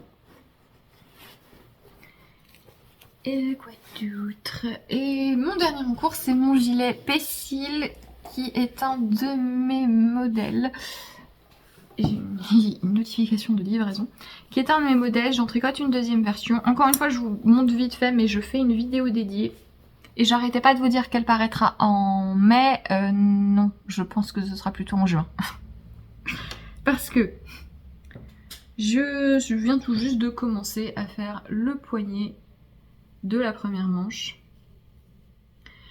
Le modèle à la base a des finitions en point mousse. J'ai choisi de faire des côtes 1-1 pour changer parce que j'aime bien le rendu des côtes 1-1 normal avec les fils qui sont bien ronds. Un fingering donc suffisamment fin pour que ce soit net. J'aime bien ce rendu là. Et donc je voulais voir si avec ce fil ça le ferait aussi. Donc j'ai juste commencé. J'ai un peu fait la longueur de la manche au pif, en comptant sur le fait que ça va se détendre un petit peu, mais en même temps, vous savez, quand on fait plein de diminutions au poignet pour faire un effet un peu ballon, bah, ça a tendance à remonter. Donc j'ai un peu fait ça au pif au mètre, mais c'est pas grave, on verra. Et Surtout qu'il me reste pas tant de laine que ça, hein. Donc c'est un fil qui m'a été offert par la marque Nice Yarns, je vous en reparlerai, c'était pour la TC. Donc il me reste 3 pelotes entières et ça. Sachant que pour la manche il m'a fallu une pelote et donc un petit peu entamer une autre. Donc je peux compter qu'il me reste 2 pelotes et quelques pour le corps et la bande d'encolure. Qui mange pas mal de laine, hein, toujours. Les bandes d'encolure, c'est un peu trompeur. Mais elle a l'air très longue comme ça, en fait. Hein. Ouais. Non, je pense que ça va aller parce qu'elle va... Comme ça va un peu s'élargir aussi, ça va être un peu flottant. Si c'est trop long, je verrai. Parce qu'en fait, avec la dentelle... J'enlève ça si je veux que ça finisse bien pour avoir un motif complet. Donc voilà pour mes encours perso. Je voulais aussi vous parler de quelques patrons qui sont sortis. J'ai eu des gros coups de cœur cette semaine et je voulais vous en parler. Il y en a 5. Du coup, j'ai l'impression qu'avec la présentation du Line Magazine que j'ai faite au début de vlog, ça va être un vlog très reco patron, mais bon, c'est pas grave. Je vous mets les photos des patrons en question ici. D'abord, le gilet Ginny de Suzanne Sommer. En fait, j'attends qu'elle le sorte. Depuis qu'elle l'a montré sur Instagram, je suis obsédée par ce gilet. Je le trouve trop chouette. Bah, c'est un peu la même forme que ce que je porte. Et c'est dans un quadrillage, un point un peu quadrillé avec du point mousse, je crois, ou du jersey en fer, je ne suis pas tout à fait sûre. Et de la brioche. Et je le trouve très très chouette. En fait, elle a déjà utilisé cette texture pour deux types de cols. Et là, le gilet, je le trouve trop chouette. Il se tricote en DK. Elle l'a fait en la Corey Worsted de la bien-aimée. Je pense le faire en péruviane de Phil Colana. C'est un échantillon de 20 mailles. À cet échantillon, la péruviane, ça va. C'est un fil qui est assez léger. En fait, la pernilla, ce serait trop fin, je pense. Donc, je vais essayer de tenter la péruviane, qui est en pure laine, 100 mètres pour 50 grammes. Je pense que je vais faire ça. Et ce que je trouve sympa, c'est que... Alors, elle a utilisé beaucoup de couleurs, donc ça revient un peu cher. Faut qu'avec la péruviane, pas tant. Mais si vous prenez surtout la bien-aimée, c'est un petit peu onéreux. Mais... elle met bien dans la description du patron le métrage utilisé par couleur. Donc en fait, il vous faut une couleur principale qui est le gris, une couleur contrastante mais couleur secondaire qui va être utilisée un peu plus que les autres couleurs contrastantes. Donc c'est le vieux rose en fait qu'elle a. Parce que vous voyez, ça fait des rayures. Et en fait, elle fait une rayure vieux rose, une rayure contrastante, une rayure vieux rose, une rayure contrastante. Et donc le vieux rose, c'est une couleur qu'on utilise un petit peu plus. Et ensuite, 2 coloris contrastants dont on utilise assez peu de fils en fait. Chez elle, c'est son jaune-vert un peu flashy et le rose péchu. Et donc, elle précise que si on veut faire une version bicolore, eh bien on peut combiner les 3 couleurs contrastantes. Mais moi, ce que je pense faire, en fait, c'est utiliser 3 couleurs, c'est tout. Juste 3. Un coloris principal, un deuxième coloris pour remplacer son vieux rose qui serait une rayure sur 2, et un autre coloris contrastant en combinant, en fait, ces rayures jaunes et roses. Voilà. Comme ça fait que j'utilise que 3 couleurs, un principal et 2 à peu près au même niveau. Mais voilà, je pense que ça peut aussi être sympa pour écouler des restes, puisque vous pouvez faire une rayure changer de rayure à chaque fois. Il y a des poches, il se tricote du haut vers le bas. Enfin, j'ai pas vérifié, mais quand elle le postait sur Instagram, oui, du haut vers le bas, donc on peut adapter la longueur. Les manches sont en jersey, donc quand on en a marre de la brioche, c'est pas mal. Quoique... bah, le truc, c'est que avec ce motif super géométrique, ça va vraiment être sympa à tricoter, je pense. Et le fait de changer de couleur à chaque fois, d'alterner la position des carrés, ça doit être super motivant. Il y a des petites poches, je sais pas exactement comment elles sont mises, les poches. Hein, bon. Ah, après coup, d'accord. Je sais pas si ça veut dire qu'on coupe ou si c'est... En fait, vous pouvez mettre les mailles en attente et faire la poche ensuite. Un fond de poche, en fait. Souvent, on met les mailles en attente, on remonte des mailles de suite, et ensuite, on va tricoter un fond de poche. J'ai l'impression que c'est ça qui se passe ici, puisque je vois pas de surface différente sur la poche. Mais je n'ai pas encore acheté le patron qui est disponible en anglais et en allemand. Et au niveau des tailles, vous avez 6 tailles, le tour, la circonférence du gilet va de 90 à 180, elle préconise entre 10 et 30 cm d'aisance positive, donc on fait un peu ce qu'on veut. Voilà, est-ce qu'il y a des projets de test? Il y a pas, on voit pas de version test, ça m'agace un peu. Parce que j'aurais bien aimé avoir des inspirations de couleurs. Parce que c'est un petit peu difficile pour moi d'associer des couleurs. Et donc, oui, peut-être que ça viendra plus tard. Parce que le patron est sorti genre ce matin, je crois, ou hier soir.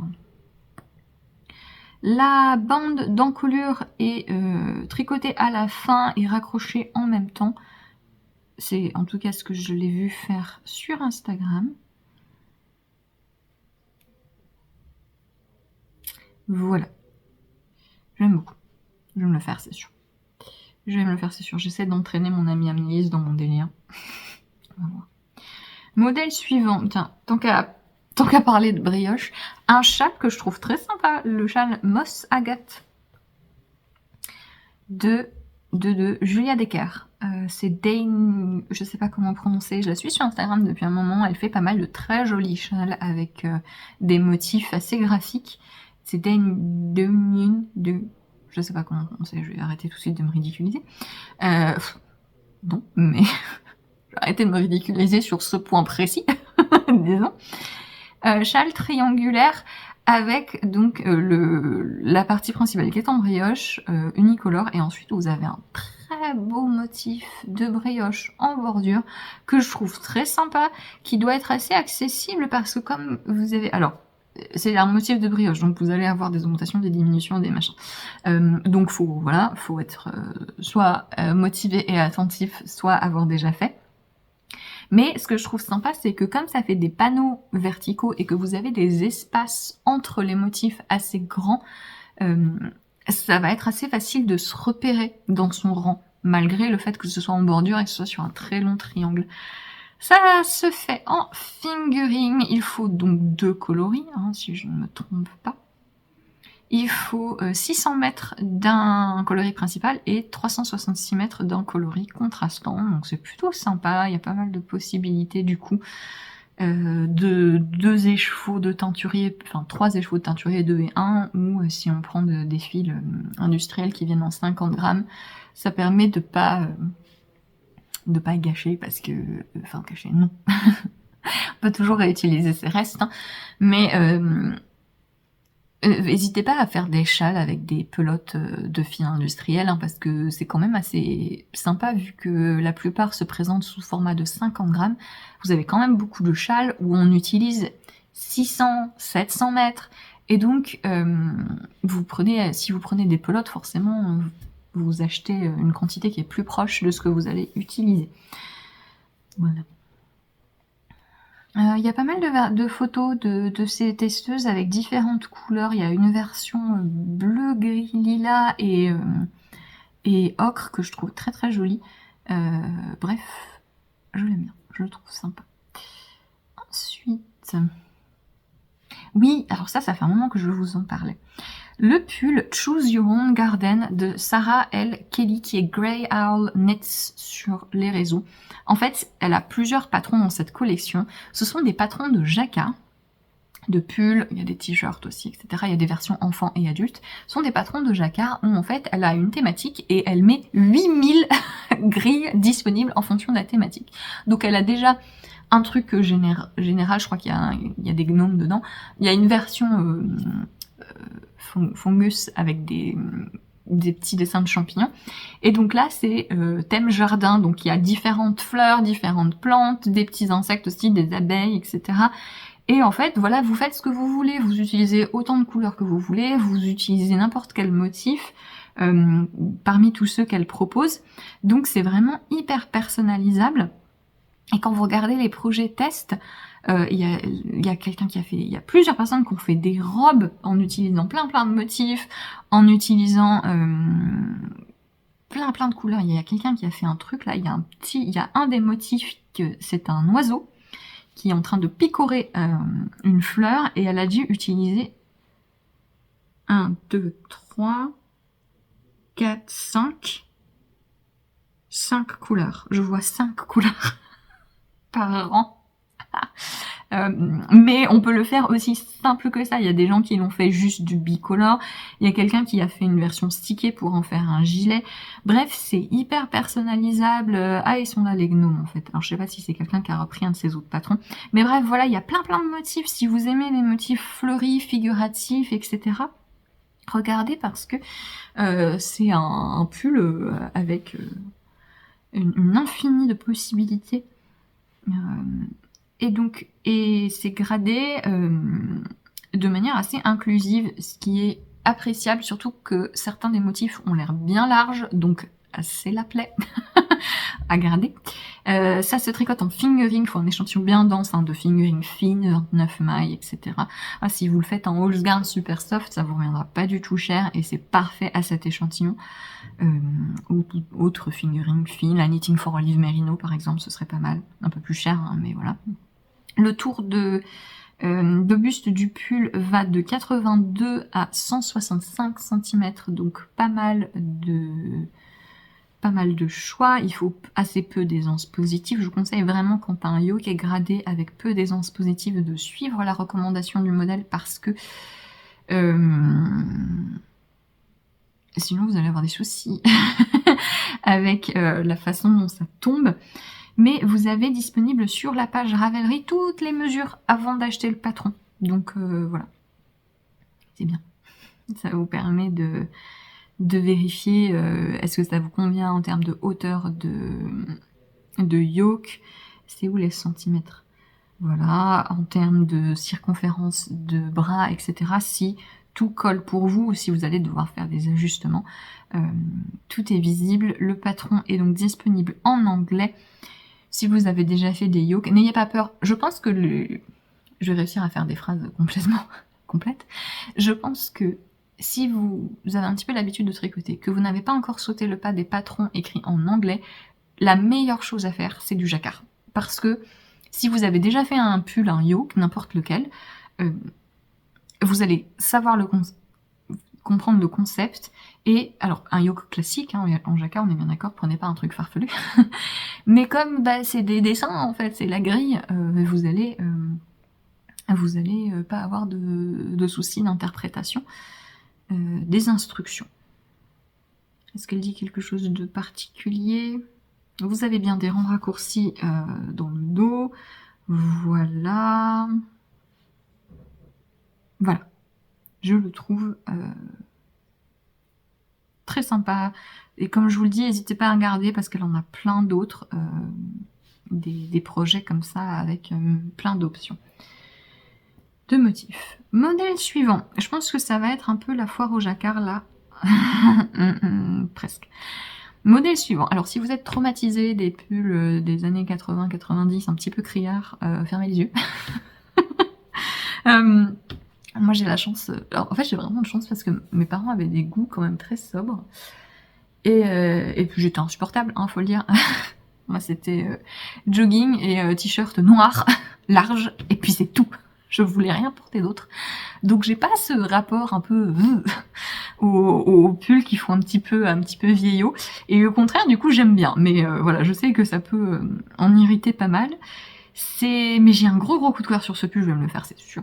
C'est le Jack Doe de Suzanne Crawford. Donc Suzanne Crawford, qui est une créatrice anglaise, qui en fait modernise des projets de tricot vintage qu'elle trouve soit dans des vieilles revues, soit parfois dans des musées.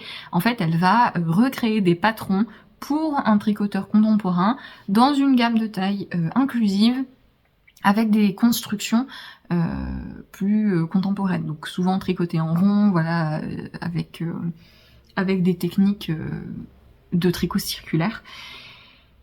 Et donc là, en fait, c'est le 3e livre de cette série qu'elle fait, parce qu'elle en avait déjà fait un, mais plus un, puis qu'elle a remis au goût du jour il y a quelques années. Et donc là, c'est son 3e volume, spécial jacquard. Donc en fait, il y a déjà beaucoup des modèles qui sont disponibles. Pour l'instant, chaque modèle n'est disponible que en achetant le livre. Vous pouvez acheter le livre numérique directement sur son site, ça coûte 35 € pour avoir le livre numérique, et il y a déjà en fait quasiment tous les patrons, je crois. Hein. Je sais pas si tous les patrons sont sortis. Là, il y en a 13. Oh non, d'accord, il y en aura 25. Donc pour l'instant, vous pouvez déjà avoir 13 patrons. Moi, il y en avait plusieurs qui me plaisaient, donc j'ai acheté le livre, le livre numérique. Et donc là, Jack Doe, mais vraiment giga coup de cœur dessus. C'est un pull en fingering se tricote de bas en haut, et vous avez donc du jacquard, de l'intersia et toutes les petites fleurs colorées différemment. Là, c'est fait en point de maille, donc en broderie, donc pas de crise de nerfs sur ce jacquard qui a l'air très avec beaucoup d'espace entre chaque couleur. Non, c'est bien géré, comme je vous le dis, elle prend soin d'avoir un tricot qui convient, disons, aux sensibilités modernes des gens qui veulent pas faire des coutures, qui veulent pas avoir 8000 centimètres d'écart entre chaque couleur, etc. Donc c'est un pull à épaules tombantes avec cette coupe un petit peu voilà classique rétro, pas tout à fait pull de ski, il est pas assez large pour ça, mais pourquoi pas si vous prenez plus d'aisance. Mais avec ces petits oiseaux, je le trouve trop beau. J'aime énormément le rendu.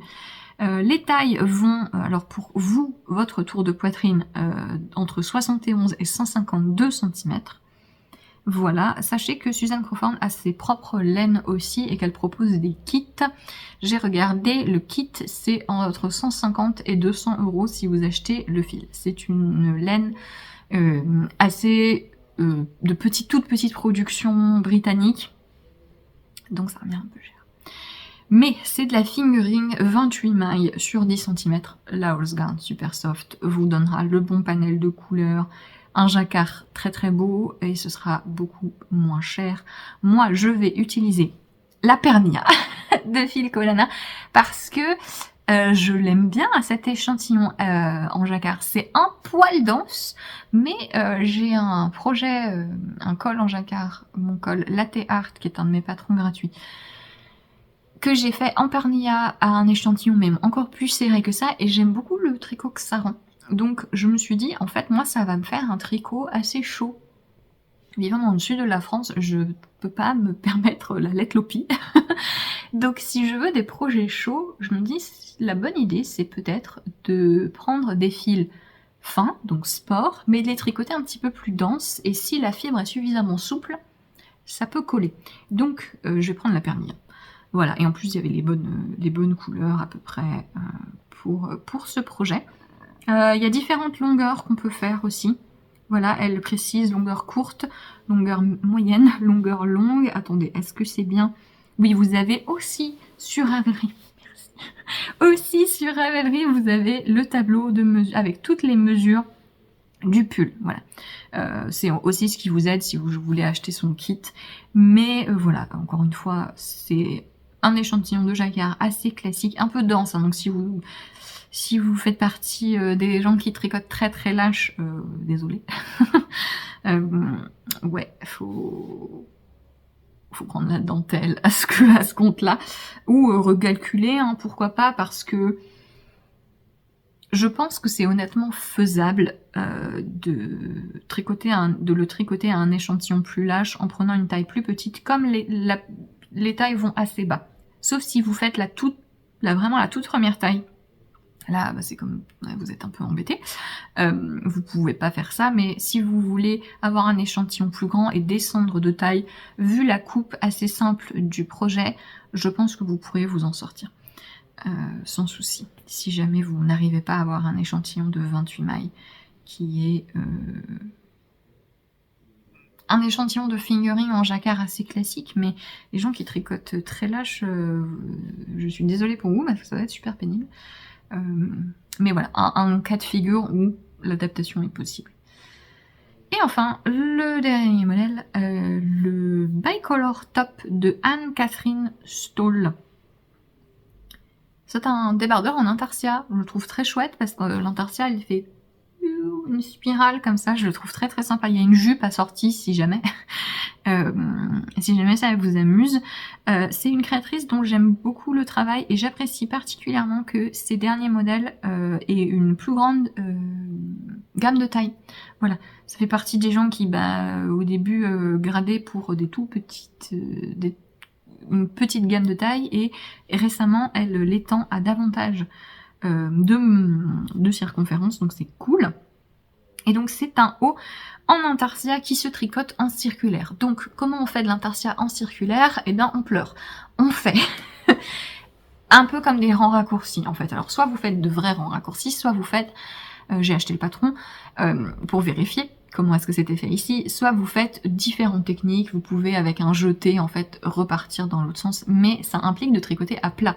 Donc il n'y a pas de couture, mais vous tricotez quand même en aller-retour, parce qu'en fait vous allez d'un côté avec une couleur, et vous devez repartir dans l'autre sens pour avoir les fils au bon endroit. Ok ? Vous avez dans le patron un schéma qui vous montre un peu comment la diagonale est faite. Voilà, elle vous donne plein d'astuces, il y a des vidéos pour justement le passage en intarsia. Je vous le conseille pas forcément comme premier projet d'intarsia parce que c'est en circulaire, donc il y a cette histoire de devoir faire des rangs raccourcis pour être du bon côté du fil. Et en plus, c'est un truc qui part en biais. Premier projet d'intarsia, moi je vous conseille, vous faites un truc qui est tout droit. Voilà, il y en a plein. Je vous ai parlé récemment du pull de Vera Barimaki. Attrape la mouche, vas-y, tu peux le faire. Je vous ai parlé récemment du pull à rayures de Vera Barimaki. Là, en fait, l'endroit où vous devez faire la jointure d'intarsia se décale. Et donc c'est un petit peu plus... faut un petit peu plus penser à ce qu'on fait. Mais ça reste assez accessible. Elle propose en plus, malgré le fait qu'il y ait tout ce délire de faire de l'intarsia en diagonale comme ça, elle ne fait pas de compromis non plus sur la coupe, puisqu'elle propose de le cintrer si on veut qu'il soit plus ajusté à la taille, ou pas. On peut juste le laisser droit. Il se tricote de haut en bas. Attention, j'ai vu sur les projets tests que beaucoup disaient qu'ils avaient été trompés, bon appétit Moda, qu'ils avaient été trompés par la hauteur des bretelles. Ça, c'est un peu le problème quand on fait des débardeurs de haut en bas, c'est qu'une fois qu'on a tout le poids du projet et qu'on le lave, on se rend compte que ah mince, mes bretelles, elles sont trop longues. Donc, je vous conseille quand vous faites des débardeurs comme ça, dans ce sens-là, faites des montages provisoires là. Comme ça, faites un montage provisoire et ensuite vous l'accrochez avec un rabat à 3 aiguilles. Comme ça, une fois que vous avez fini le projet, vous voyez si c'est bon ou pas. Et si c'est pas bon, vous pouvez défaire votre rabat à 3 aiguilles et reprendre là où vous avez monté les monter les mailles provisoirement et ajuster la hauteur comme ça. Plutôt que si vous avez monté les mailles puis ensuite vous avez relevé les mailles, c'est un peu pénible. En fait, il va vous falloir couper le fil. Voilà. Le patron est disponible en anglais, en allemand et en danois, et donc les tailles vont pour un tour de buste, de votre tour de buste, encore une fois, de 80 à 142 cm, et donc il faut de l'aisance négative, donc le projet à la fin sera plus petit. Je trouve très sympa avec les deux couleurs. J'aime bien les couleurs qu'elle a choisies aussi, hein. C'est assez inattendu, une espèce de lilas et de vert. Enfin, c'est un peu terne, mais je trouve que ça marche super bien. Et elle qui est bronzée, c'est joli. Enfin, bronzée, tout est relatif, mais comparé à moi, c'est ça que je veux dire. Voilà, je trouve sympa le patron, il y a beaucoup d'explications, donc c'est pas mal. Ça se tricote en fingering, échantillon hyper serré, là aussi, de 30 mailles sur 10 cm, voilà, pour avoir quelque chose qui se tienne bien. Elle a tricoté dans un mélange mérinos, soit cachemire. Je pense qu'il faut faut quelque chose avec de l'élasticité. Donc si vous voulez que ce soit vraiment un top d'été et pas un débardeur à porter par-dessous autre chose. Parce que moi les débardeurs en laine, j'aime bien les porter là maintenant en fait, quand il fait 0 degrés la nuit là, qu'est-ce que c'est ce délire. Je peux mettre des débardeurs en laine et les porter sous un gilet en fait, ou une chemise. Mais si je voulais un truc estival, peut-être les laines à chaussettes d'été. Genre coton, nylon, pour avoir l'élasticité du nylon. Voilà, je regarde les fils utilisés. Ouais, la Merino de Knitting for Olive. Pas de fil vraiment d'été, c'est toujours un petit peu compliqué. Je suis en quête de fil d'été élastique. Si j'en trouve, je vous recontacte. Pour tout ce qui est top comme ça, un peu ajusté, c'est un peu compliqué. D'avoir les onces négatives sur un fil végétal. J'ai beaucoup trop parlé. J'ai pas fini. J'ai fini. Tu vas y arriver, Mota, tu peux le faire. Il y a une mouche qui est rentrée. J'ai fini de lire le sang de la cité de Guillaume Chamanadjian et ouais, j'ai vraiment beaucoup aimé. Ça a super bien fonctionné pour moi. Et j'ai hâte de lire la suite de cette trilogie. J'ai commencé du coup le tome de l'autre trilogie qui va avec. J'ai juste commencé, ambiance complètement différente. J'ai un peu... ça me fait un peu bizarre. Mais là, j'étais complètement dedans jusqu'à la fin. Mota, si tu sautes, tu fais gaffe ou tu atterris. Hein. Et ouais, j'ai vraiment beaucoup aimé. Alors, ça a vraiment un côté doux. C'est pas quelque chose qui est vraiment rempli d'action tout le temps. Donc je pense que ça peut, ça passe sous la case en fait. Soit ça vous ennuie, soit vous vous immergez vraiment dedans. Et moi, comme je vous dis, j'ai eu un peu de mal au début, et après je me suis vraiment prise au jeu. Et j'étais vraiment bien dedans jusqu'à la fin qui, elle, pour le coup, est explosive. Alors prévisible, hein, mais du coup assez satisfaisant. Parce que c'était plutôt bien animé. Il reste quelques éléments... Notamment la relation avec sa sœur, où je suis un peu... Alors, j'ai effectivement auto-spoilé un truc, hein. Voilà.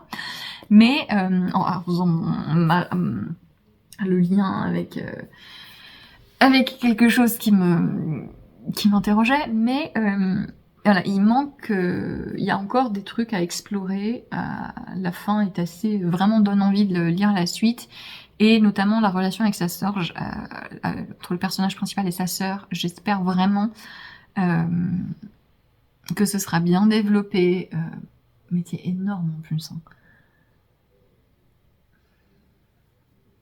Ouais, non, t'as pas d'elle, Mota, c'est pénible. J'espère vraiment que la relation entre Nox et sa sœur sera plus développée dans les tomes suivants parce que voilà, ça m'intrigue pas mal. Mais voilà, très bonne lecture, très contente, j'étais vraiment à fond dedans.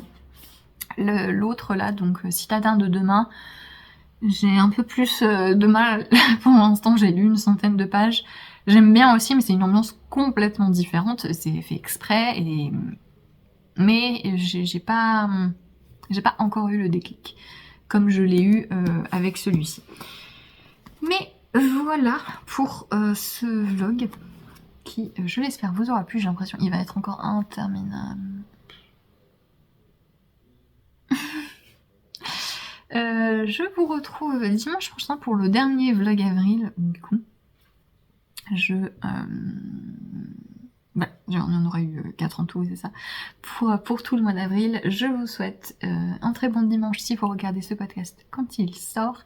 Et je vous dis à bientôt. Salut.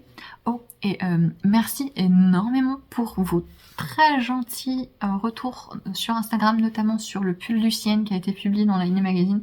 Vos commentaires m'ont vraiment beaucoup touchée. Vous étiez très contente de voir le modèle et de voir qu'il était en couverture, etc. Vous avez été beaucoup trop gentils, beaucoup trop élogieux. Mais voilà, je voulais vous remercier pour vos gentils mots sur ce modèle. Voilà. À plus tard.